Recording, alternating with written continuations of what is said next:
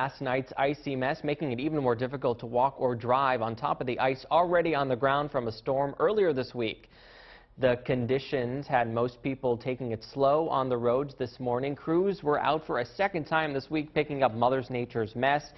Speeds reduced on the turnpike and there were a number of cancellations and delays. For many across the state, cleaning up and heading out in these conditions are, well, par for the course.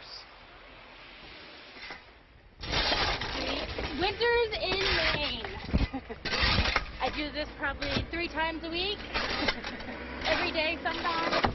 My boss has been here for probably about 2 hours now, so he got the head start and now I get to do the rest. It's not too bad. The last storm was worse to shovel. We always run studded snow tires in the winter. We're both from Vermont and you know, you're used to driving in this stuff. We love the snow, we love the weather, and that we have 4 seasons in Maine, so the studded snow tires just help out, I think, with enjoying the winter for what it is. Now may be a great time to check those tires and wiper blades before the next storm in a few days.